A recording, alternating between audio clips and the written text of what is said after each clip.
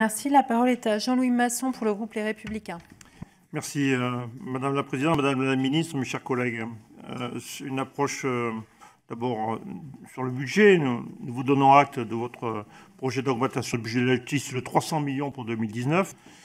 Si on y ajoute les 260 de l'année dernière, cela fait, Madame, 560 millions sur 2 exercices budgétaires. Mais ne souriez pas trop vite, car je vous propose de mettre cette somme en perspective avec un autre chiffre, celui de la dépense publique. Sur les 2 mêmes exercices budgétaires, elle va s'accroître de 42 milliards. Si vous faites une règle de 3, vous observerez comme moi que l'augmentation du budget de la justice ne représente que 0,013% de l'augmentation de la dépense publique sur la même période.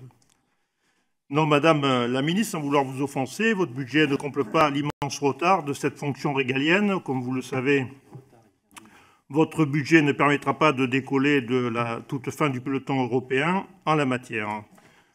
Peu glorieux, me semble-t-il, pour la patrie des droits de l'homme.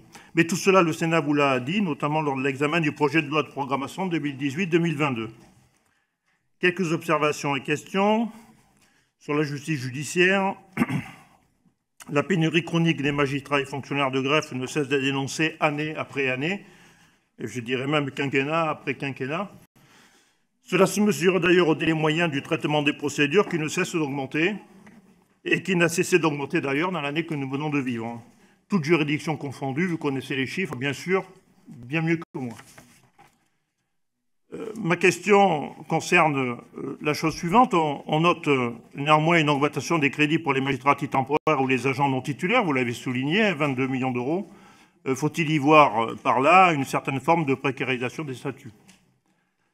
Concernant l'administration pénitentiaire, nous notons, comme l'a fait mon collègue, un recul important des annonces présidentielles sur la lutte contre la surpopulation carcérale au sein des maisons d'arrêt, puisque 15 000 places nouvelles devaient être créées d'ici 2022 et vous révisez ce chiffre à 7 000.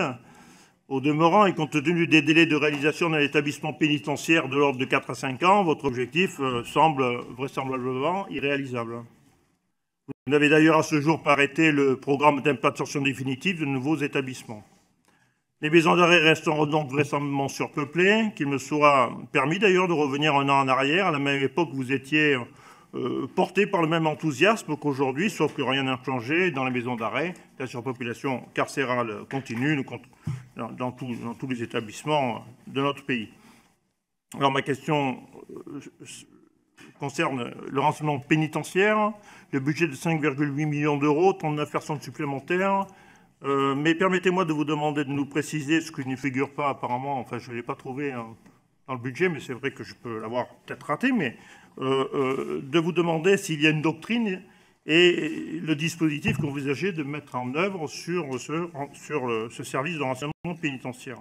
Concernant l'aide juridictionnelle, le problème de l'aide juridictionnelle est souligné chaque année. Il est structurel et il tient à son coût en constante augmentation et au nombre toujours croissant de personnes éligibles au-delà de l'augmentation du montant des prestations. Donc chaque année, l'évaluation de cette dépense est toujours sous-estimée. Le Sénat a fait une proposition et je souhaiterais avoir votre avis sur cette proposition-là.